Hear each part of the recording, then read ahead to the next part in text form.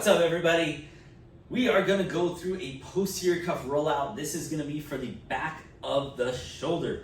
These are going to be our little stabilizer muscles that are back here.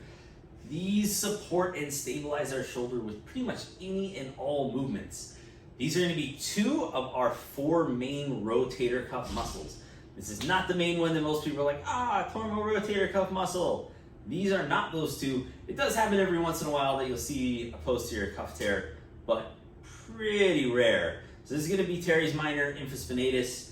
Those are those two big ones that are right back up here. Most common rotator cuff that's torn is supraspinatus, which is going to be that guy right up there. But we are going to go through how to just keep those muscles nice, active, stabilized, and roll them out. Just like you roll out quads, hamstrings, pecs, lats, all of those fun things to keep you moving at your best. This is another one of those shoulder health ones that you should be going after consistently to try and make sure those shoulders stay healthy. Especially if you have any shoulder pain that's right in that front, any of that anterior shoulder pain, this is going to be the biggest one for you that you need to keep up with to try and take pressure off of that. If those little muscles aren't working, bicep takes over. That causes pain in bicep tendon, which is right in the front of the shoulder. So starting off, I like the wall. You can use the floor with this one. The floor is typically either on or off. You have a lot of pressure on those little muscles, or you have no pressure on those muscles.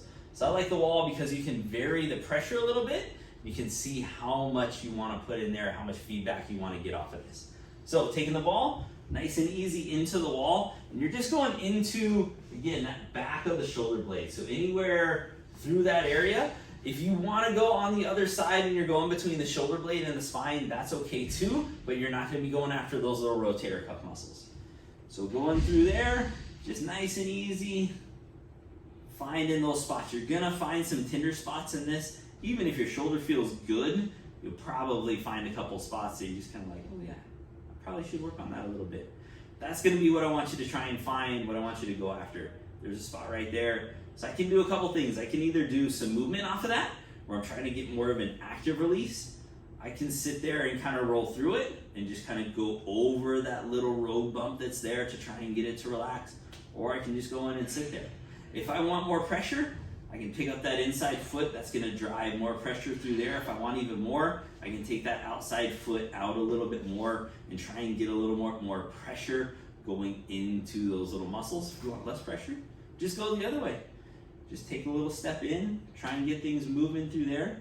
Total time with this, about a minute, 2 minutes, just to try and loosen everything up. If you go too long, you can beat up those muscles a little too much.